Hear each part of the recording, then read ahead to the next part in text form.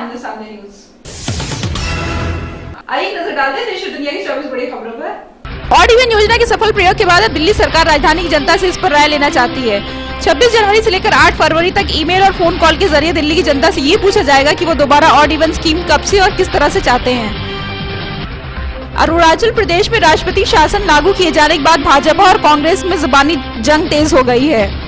कांग्रेस ने बुधवार को पीएम मोदी पर निशाना साध कहा कि अरुणाचल में लोकतंत्र की हत्या हुई है और वहां पर जबरन सरकार बनाए जाने की कोशिश की जा रही है। एयर इंडिया कनिष्क में 1985 में हुए विस्फोटों के एकमात्र दोषी इंद्रजीत रैयत को कनाडा की जेल से रिहा कर दिया गया है। विमान में हुए विस्फोट में उसमें सवार सभी 329 लोग मारे गए थे। पीडीपी अध्यक्ष महबूबा मुफ्ती जम्मू कश्मीर में सरकार बनाने और भारतीय जनता पार्टी बीजेपी के साथ फिर से गठबंधन करने को लेकर अब तक कशमकश में है। नेशनल कॉन्फ्रेंस के कार्यकारी अध्यक्ष उमर अब्दुल्ला ने पार्टी कार्यकर्ताओं को संबोधित करते हुए कहा कि महबूबा या तो सरकार बनाए या फिर ताजा चुनाव के लिए तैयार रहें। चारा घोटाले में फंसे आरजेडी प्रमुख लालू प्रसाद यादव के खिलाफ लगे आरोप हटाने के झारखंड हाईकोर्ट के फैसले के खिलाफ सुप्रीम कोर्ट में दायर याचिका पर सुनवाई 18 फरवरी तक के लिए स्थगित कर दी गई है। लालू के खिलाफ सीबीआई ने साजिश रचने के आरोप में मामला दर्ज किया था।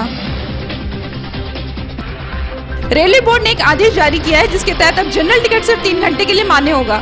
अनारक्षित टिकट पहली ट्रेन छूटने तक या टिकट जारी होने के 3 घंटे तक ही मान्य रहेंगे। रेलवे का ये नया नियम 1 मार्च 2016 से लागू होगा। भाजपा नेता सुब्रमण्यम स्वामी ने गुरुवार को उपराज्यपाल नजीब जंग से दिल्ली के मुख्यमंत्री केजरीवाल के खिलाफ भ्रष्टाचार निरोधक कानून के तहत मुकदमा चलाने की इजाजत मांगी। जंग को लिखे पत्र में स्वामी ने उप मुख्यमंत्री मनीष सिसोदिया पर भी मुकदमा चलाने की इजाजत मांगी है। सुप्रीम कोर्ट ने वीरेंद्र सिंह को उत्तर प्रदेश का लोकायुक्त नियुक्त करने के अपने फैसले को वापस लेते हुए गुरुवार को नए लोकायुक्त की नियुक्ति की है। रिटायर्ड जस्टिस संजय मिश्रा को यूपी का नया लोकायुक्त नियुक्त किया गया है। संजय मिश्रा इलाहाबाद हाईकोर्ट के पूर्व न्यायाधीश हैं। यूपी में सत्ताधारी समाजवादी पार्टी के मुखिया मुलायम सिंह यादव ने बीजेपी पर बड़ा हमला किया है। लखनऊ में पार्टी कार्यकर्ता के बीच उन्होंने कहा कि दादरी कांड के पीछे बीजेपी नेताओं का हाथ था। उन्होंने कहा कि इस पूरे घटनाक्रम में बीजेपी के 3 नेता शामिल थे। ओडिशा से भागे 5 संदिग्धों को जहां विशाखापट्टनम में हिरासत में ले लिया गया है, वहीं पुलिस ने साफ कर दिया कि सभी 5 ईरान से आए पर्यटक हैं। हालांकि ओडिशा पुलिस की चेतावनी के बाद उनसे पूछताछ जारी है, लेकिन पुलिस ने इन लोगों को आतंकी साजिश में शामिल होने की आशंका को खारिज कर दिया है। राजस्थान के बंदी में बीजेपी के विधायक पर बिजली विभाग के इंजीनियर को धमकाने का मामला सामने आया है। इंजीनियर ने पुलिस से सुरक्षा की गुहार लगाई है। विधायक अशोक डोगरा की इस कथित धमकी का ऑडियो वायरल हो गया है। विदेशों में मजबूती के रुख और शादी ब्याह की मांग के चलते आभूषण विक्रेताओं की बढ़ी हुई खरीदारी से दिल्ली सराफा बाजार में 3 महीनों बाद बुधवार को सोना 27,000 रुपए के पार पहुंच गया। समलैंगिकता पर सुप्रीम कोर्ट दोबारा सुनवाई करने को तैयार हो गया। अब 2 फरवरी को होने वाली सुनवाई में तय होगा कि भारत में समलैंगिकता अपराध रहेगा या नहीं। भाजपा से निलंबित सांसद कीर्ति आजाद ने डीडीसीए में कथित भ्रष्टाचार के खिलाफ अपने अभियान में गुरुवार को मोदी सरकार को भी घसीट लिया और कहा कि वो सरकार के अलावा वित्त मंत्री अरुण जेटली के विरुद्ध अदालत का दरवाजा खटखटाएंगे। रेल मंत्रालय ने टिकटों की कालाबाजारी को रोकने के लिए नया नियम बनाया है। अब लोग IRCTC से महीने में सिर्फ 6 टिकट ही बुक करा पाएंगे। ये पहला मौका है जब सेना के 2 वरिष्ठ सैन्य अधिकारी के खिलाफ मोदी सरकार सीबीआई जांच करा रही है। करप्शन और आय से अधिक संपत्ति के मामले में सेना के 2 मेजर जनरल के खिलाफ सीबीआई जांच करेगी। रक्षा मंत्री मनोहर पर्रिकर ने जांच के आदेश दिए हैं। भारतीय टीम के खिलाड़ी इरफान पठान जल्दी शादी के बंधन में बन सकते हैं। मीडिया रिपोर्ट में बताया जा रहा है कि इरफान पठान ने अपनी शादी की खबरों को सही बताया है। सूत्रों के अनुसार क्रिकेटर इरफान सफा नाम की लड़की से शादी करने जा रहे हैं। एशिया कप में अपने अभियान का आगाज भारतीय क्रिकेट टीम बांग्लादेश के खिलाफ 24 फरवरी को करेगी, जबकि पाकिस्तान से उसका सामना 27 फरवरी को होगा। मीरपुर में 24 फरवरी से 6 मार्च तक होने वाली इस T20 टूर्नामेंट में 11 मैच खेले जाएंगे।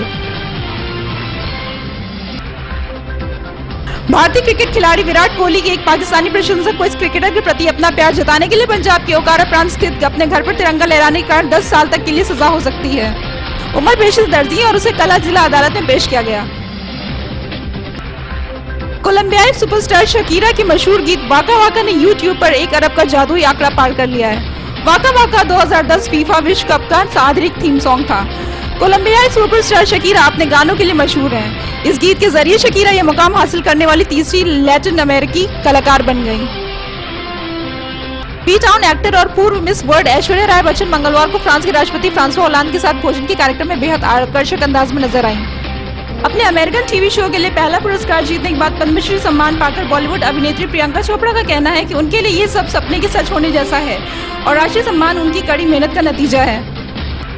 डायरेक्टर सुधा कोनगारा प्रसाद व आर माधवन की स्पोर्ट्स ड्रामा मूवी साला खड़ू शुक्रवार को सिनेमाघरों में रिलीज हो गई, जिसमें नवोदित कलाकार रितिका सिंह वो इस फिल्म से फिल्म जगत में अपनी पारी की शुरुआत कर रही हैं।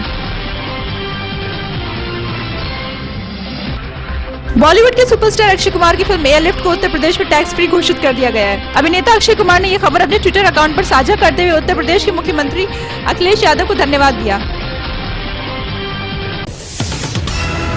लेते एक छोटा सा break. Politics, crime,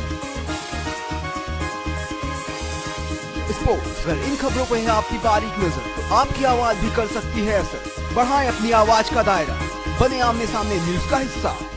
Manvendra Singh ग्राम प्रधान खासमो विकासखंड विजयपुर की तरफ से आप सभी देशवासियों को गणतंत्र दिवस की हार्दिक शुभकामनाएं। केसरी चंद गिहार ग्राम पंचायत अधिकारी भोगलपुर विकासखंड विजयपुर की तरफ से समस्त ग्रामवासियों को गणतंत्र दिवस की हार्दिक शुभकामनाएं।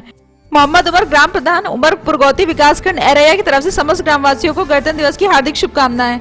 शैलेंद्र सिंह ग्राम प्रधान बावन विकासखंड बहुआ की तरफ से समस्त देशवासियों को गणतंत्र दिवस की हार्दिक शुभकामनाएं। ब्रेक के बाद आपका स्वागत है। खबरें विस्तार से।